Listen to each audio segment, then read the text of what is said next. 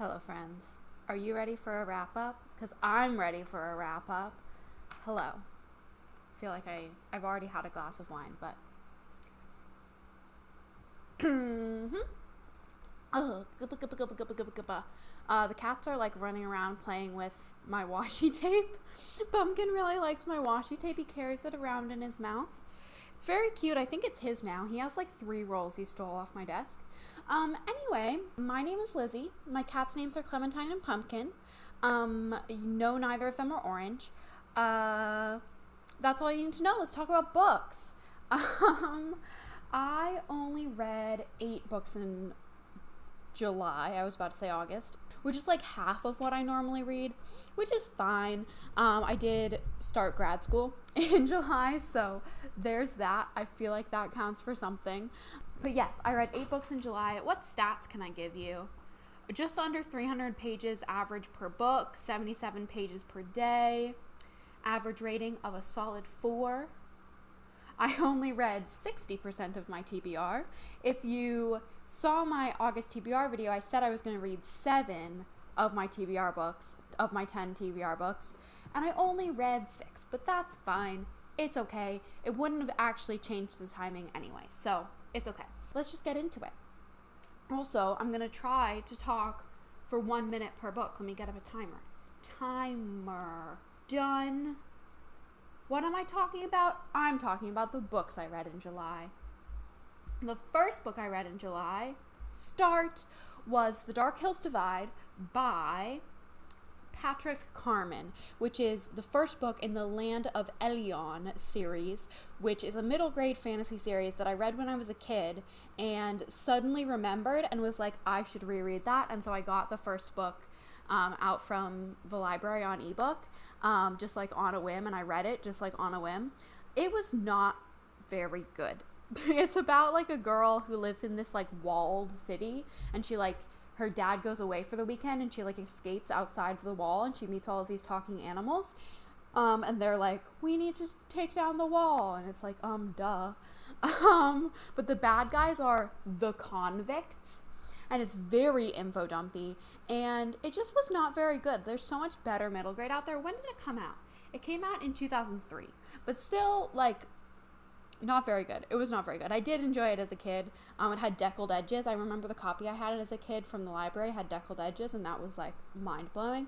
But yeah, really not great. I gave it 2.5 stars because I enjoyed the reminiscing of my childhood. There was like this weird rock thing. Oh, has my timer gone up? Yep, my timer. Why are you not making any noise? I'll have to make sure it makes noise so that I don't overtalk. But that book was fine, not very good, wouldn't recommend. Next, beep. I want to make it beep. Sound check. Oh, that's kind of aggressive. Tick. That's kind of weird. Chime. I like that one. Okay, next, I read A Psalm for the Wild Built by Becky Chambers, and I loved it. I thought this was really, really fantastic, and I'm so excited to read A Prayer for the Crown Shy, which I have on hold at the library. I think it just came out. This is about a monk, a tea monk, who goes into the wilderness because he's like existentially bored or whatever, which like relatable, and he meets a robot named after a mushroom, which I think is great because all the robots are out in the wild in this post-apocalyptic or like post-something world. And it just was really sweet and cute, and I liked it. I gave it 5 stars. I forgot, but I gave it 5 stars, and I really liked it, and Becky Chambers is good. It's short, it's cute, it's queer, it's fun. I liked it. Next, I don't even need my whole minute. I have 7 whole seconds left. I guess we have to hear the chime. Next, I read The Bear and the Nightingale by Catherine Arden, and this I started the audiobook on my drive from Maryland to Massachusetts, and I was not paying attention because there was traffic. I'm not gonna say there wasn't traffic. There was traffic, and I wasn't paying attention. And this book was really weird. I almost DNF'd it after I listened to 75% on the drive, and then I was like, I don't really know what's going on, and I don't really care to finish that last 20%, 25%, and then I did end up finishing it. but it's like a polar fantasy, which is cool. But the fantasy, it like it read like a historical fiction, and then like 50% of the way through, it was like fantasy, and I was like, where did that come from? We had no build up to this, and I just was not, and that probably was my fault. I think a lot of this was my fault because I wasn't really paying attention, but I just was not following. They would be like, and since this character died, I'd be like, what? That character's dead? Or like, since this character's been in jail, and I'm like, who's in jail? So I really my fault, but I gave it 3 stars. I would have given it lower, except that I think it was my fault. Like a wrong read or wrong time situation, but yeah, was not a fan of that book and will not be continuing the series without rereading the first book and actually paying attention to it, but I don't think I will. I don't think I will continue that series. So next, I didn't tell you what I'm drinking. This is a lovely Chardonnay that was on sale. Normally at this liquor store, I don't get carded just because, I don't know. But this one guy, the cashier that I was with today, like looked at my ID and then he was like, pull your mask down. And he was like, okay. And it was very strange. It was an experience. Okay. Next. The next book I read was I Kissed Shara Wheeler by Casey McQuiston, and I really liked this book. I gave it 4.5 stars, which is surprising because it's really surprising, honestly. I was not really expecting to like this. It's like I have liked Casey McQuiston's other books, but the plot and like what I've heard about it feels very YA, and it was very YA, but it was like what I liked about YA, it like really captured something. And there's a vlog where I read this in and I finished this in and I talk about it, and I haven't edited it yet, so maybe you'll hear me talk more thoughts about this later, but I felt like it really captured what it was to be at the end of high school, and like everything matters so much, and then you know that in a year it's not going to matter at all. And it was just like very sweet, very high school in like kind of the best way. This has the same plot as Paper Towns, except it's gay. That's all you really need to say. I have Paper Towns on my shelf right there, and I'm thinking about rereading it, partially because of I Kissed Shara Wheeler. I was like, I kind of want to reread Paper Towns just because they have the same plot, and then Magical Readathon, because the Magical Readathon has a prompt, or like My Calling has a prompt that says a book that's at risk of being unhauled, and I like really don't have any of those except maybe one that I really didn't want to read. But earlier this year, when I was bringing my books from Maryland to Massachusetts, where I live now, I almost unhauled all of my John Greens. So I could reread a John Green for that prompt, and Paper Towns is the one that I'm like actually interested in rereading, just to see, because that was one of my favorites when I was younger, and I'm interested to see how well it holds up, if at all, and how it compares to I Kissed Shara Wheeler, which I did really like. That's the point of this story. Okay, next I read Read Between the Lines by, who's it by? Rachel Lacey. And this was great. If you're a fan of sapphic romance, 100% recommend, because this was just so cute. It was like as I was saying, I don't know what I was saying. If you're a fan of sapphic romance, 100% recommend. This is like enemies to lovers, sort of like corporate not really workplace romance. It's not, but basically the plot, and my timer already went out because I had some things occurring in my space, and it was fine. Everything's fine. I don't know why I said it like that. Calm down. I'm just going to tell you what this book was about. This lady who runs a bookstore, so it's about someone who runs a bookstore, which is cool. She's like talking online with this author, and then she meets the author in real life, but there's like all this conflict. Anyway, it was really sweet. The smut was good. It was fun. I hated the third act conflict, and it happened in the last like 20 pages, honestly. But so that's why it got a 4.5 and not a 5, because it was a 5 almost all the way through. And then last 20 to the last 10 pages, like the last 10 pages where it wrapped up were fine, but the 10 before that were like really annoying. But other than those 10 pages, really good, would recommend, especially if you're a romance reader, but even if you're not. And it's fun, it's good, it's okay. Next. Do I have the hiccups? because that's inconvenient. I've only had, well, I guess this is a large glass. I've only had 1 and 2 glasses of wine.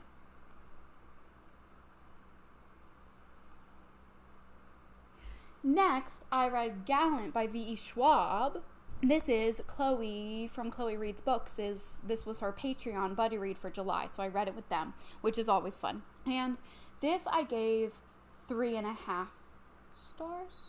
Oh my gosh, I totally read my spreadsheet wrong. I gave Read Between the Lines 4 stars. I guess Shara Wheeler was 4.5 stars. Anyway, Gallant was 3.5 stars. Gallant was 3.5 stars. It's like a middle grade fantasy by V.E. Schwab. You probably know it because everyone's been talking about it. Or everyone was talking about it like 2 months ago, and I'm a little late to the party, but that's okay. The cats are running. I hope they come over. I would love it if Pumpkin came over and said hi. I'm getting distracted. I need to talk about these books before the timer runs out. This book was okay. The atmosphere was good, but it was kind of, there was not really much more. And like, Guess the Found Family was okay. I just thought it was kind of okay. It was also a weird, like, it's middle grade / YA, and it's like kind of, it's written like middle grade, but it feels like middle grade, but it has more YA level themes. I don't know. It was just kind of a weird book, and I liked it. I enjoyed the experience, but I don't think it was that good. The plot wasn't that good, and it was just kind of okay. Next, I read The Appeal by Janice Hallett, which everyone was talking about like a year ago, and everyone loved it. And guess what? I loved it too. This is a multimedia mystery where you're given like the case file that was sent to these like interns, and you're seeing, like, you're reading through the case file, which is a bunch of emails and stuff, and you see their sticky notes of what they're thinking about it. And it was really well done. I spoiled myself by looking at the table of contents about halfway through. I didn't know, like, what the mystery was at all. I didn't know what was going to go wrong. You're just, like, reading these people's emails. And then I looked at the table of contents, and one of the chapter titles was, like, tells you what the mystery is, and I was like, no, I wish I hadn't seen that. But still, I still loved it. I gave it 4.5 stars. Not 5 because, I think it wrapped up a little too quickly. I would have appreciated a little more in the ending.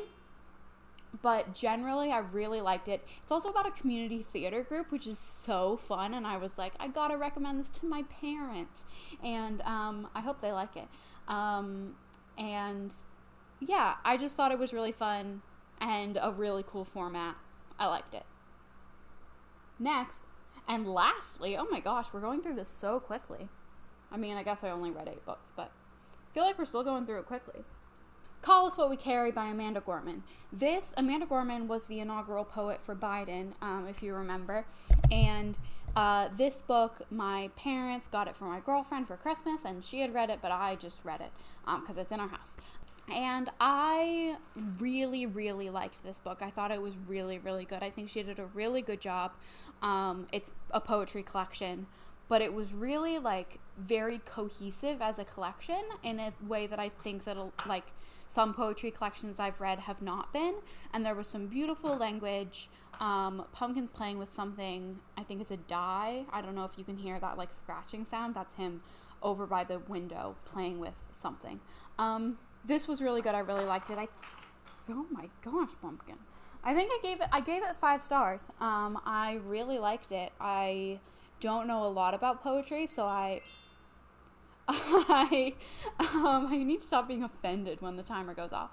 So I think I rate poetry kind of leniently, but I really loved it. There were a lot of lines that made me like, ugh. And it's about the pandemic, and it's about what we've gone through as a community in the world the past couple years, and it was just really good. I definitely recommend it.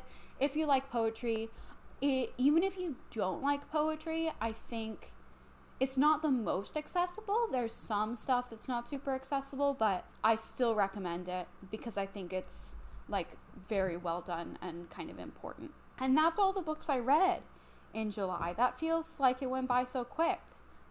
I just want to play with Pumpkin. He's going crazy. So I definitely have the hiccups. Like and subscribe and comment. we did another one of these. August is going to be a better reading month for me because my classes end in just less than a week. It's currently August 2nd. My classes end on August 8th, I think. And then I have the rest of the month to read. So I'm going to do that. I've already read a book. So let's keep going with that momentum.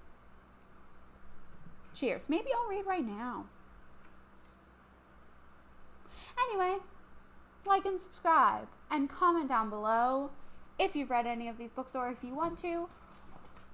He's climbing the curtains. Oh my gosh, he's all the way at the top. Oh my god. Oh my...